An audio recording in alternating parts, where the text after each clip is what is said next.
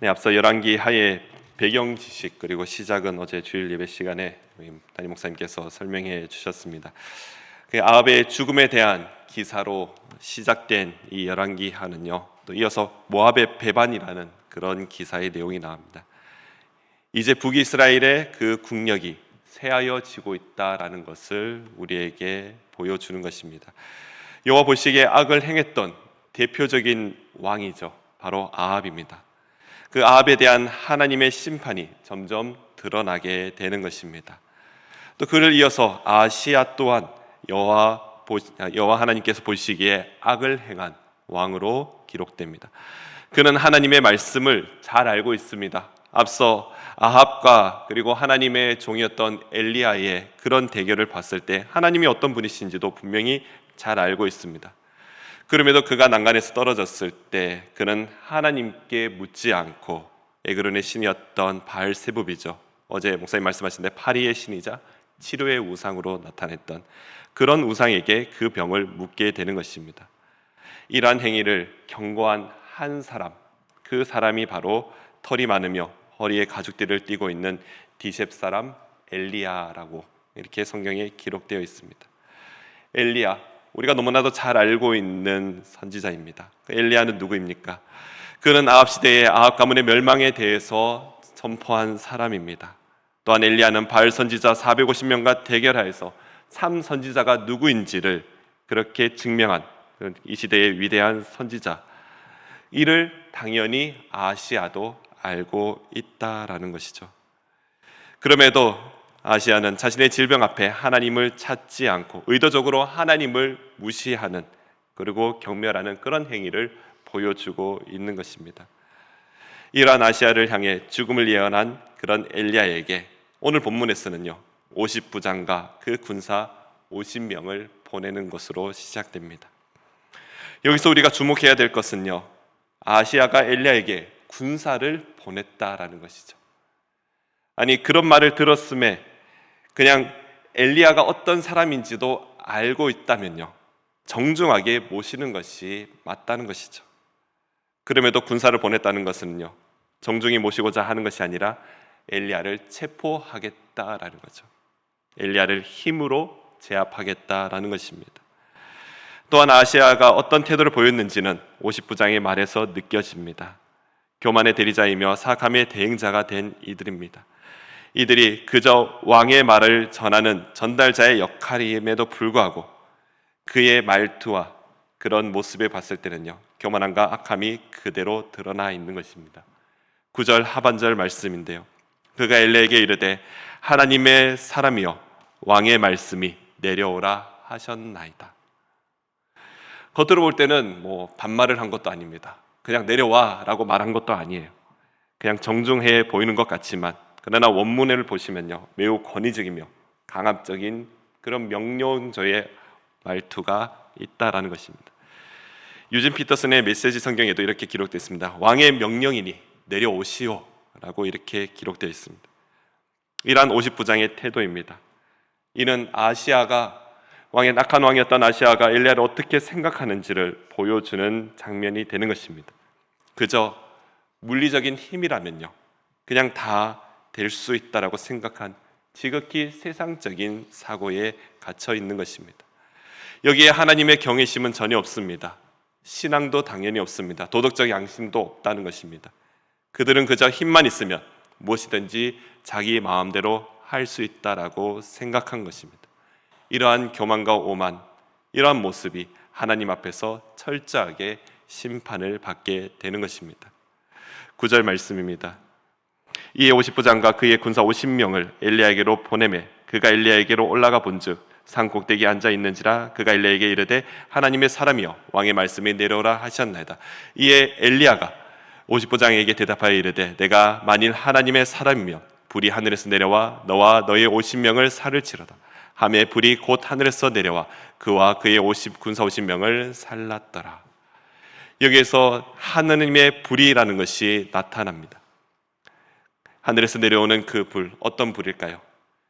아마 과거 바알 선지자들과 대결해서 제단을 살랐던 그 하늘의 불이 이번에는요, 군사 50명을 모조리 잿더미로 만들어 버리는 것입니다. 이 한 사건만 봐도요, 엘리야가 어떤 사람인지를 그들은 깨달을 수 있어야 하는 것입니다. 그러나 완악하고 교만한 아하시야는요, 또다시 50명을 보내는 장면을 보여줍니다. 두 번째 50부장이죠. 근데 이는 더 교만한 모습을 보이고 있습니다. 오늘 본문 기록에는요, 하나님의 사람이여 왕의 말씀이 속히 내려오라 하셨나이다 하니, 여기 하나의 단어, 속히라는 단어가 하나 더 들어가는데요, 이는 당장이라도 내려와서 왕의 명령을 받으라라는 그런 강압적인 말인 것입니다. 지휘관이라면요, 50부장이라면 확고한 가치관이라도 있어야 하지 않을까요? 그러나 두 번째 지휘관도 스스로의 그 가치관이 없습니다. 가치관이 없고 생각이 없는 사람들은요, 그냥 왕의 명령이라면 그게 옳으든 그르든 그것을 그냥 따르는 사람들이라는 겁니다. 오늘 이 장면을 봤을 때 정말 안타까운 사람들은요, 이런 지휘관을 따르는 50명의 군사들이라는 겁니다. 이들은 그저 명령에 따랐을 뿐인데 그 군사들은 그렇게 죽게 되는 것입니다.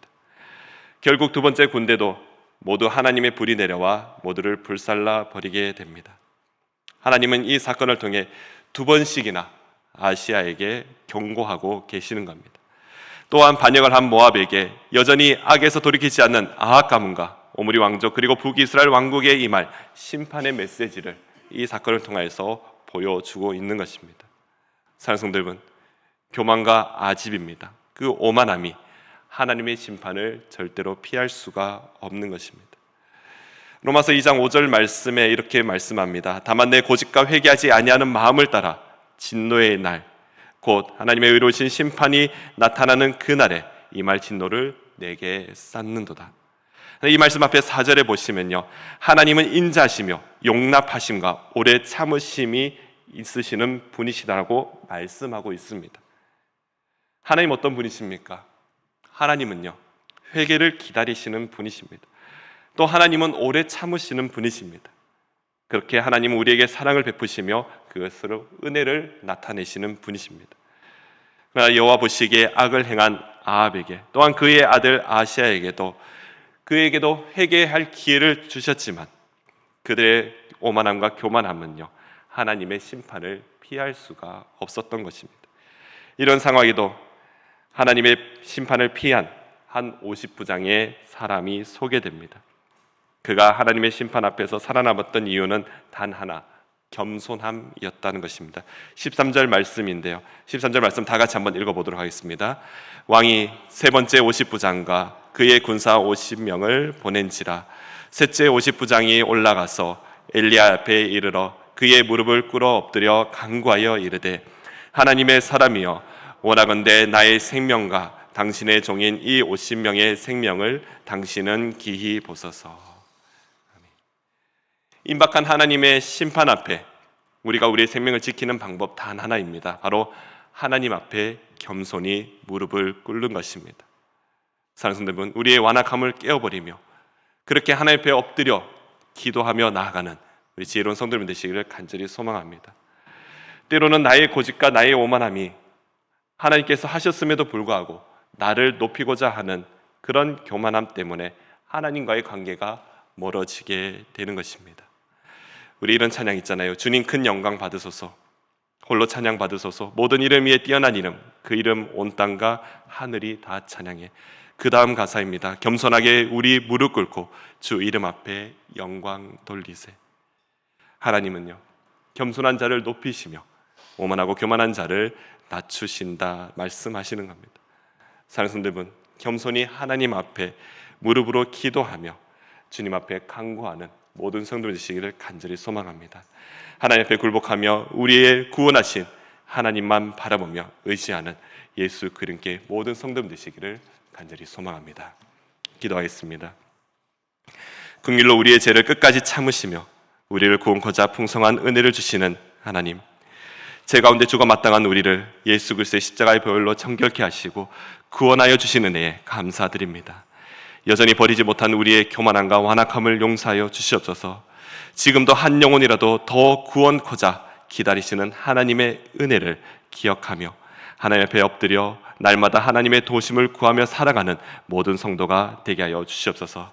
9월의 하반기가 시작됩니다. 우리 학업에 열중하는 우리의 자녀들 지혜와 명철을 다하여 주시고 취업을 준비하는 이들에게 하나님의 놀라운 계획하심에 순정하며 날마다 감사의 제목을 다하게 하여 주시옵소서. 또한 각자의 삶의 터전에서 신앙을 지켜나가는 모든 성도들에게 날마다 승리하며 나아가는 믿음을 허락하여 주시옵소서. 필드에서 사역하시는 우리 선교사님들 주의 복음을 전하기 위해 헌신하는 그 사역 위에 모든 필요를 채우시며 귀한 열매를 보게 하여 주시옵소서. 하반기의 모든 사역을 주관하여 주시고 하나님의 놀라운 계획하심에 따라 하나님과 동행하며 또 복된 그 은혜를 누려나가는 우리 예수 그리스도가 되게 하여 주시옵소서. 이게 목자 되신 우리 담임 목사님 그리고 당회장 장로님들 모든 셀 리더들에게 그 먼저 은혜의 통로 축복의 통로가 되어 하나님 앞에 귀하게 쓰임받는 모두가 되게 하여 주시옵소서. 지금까지 우리와 함께하여 주신 하나님 오늘도 내일도 우리와 함께하여 주실 줄 믿으며 살아 역사신 예수 그리스도의 이름으로 기도드립니다. 아멘.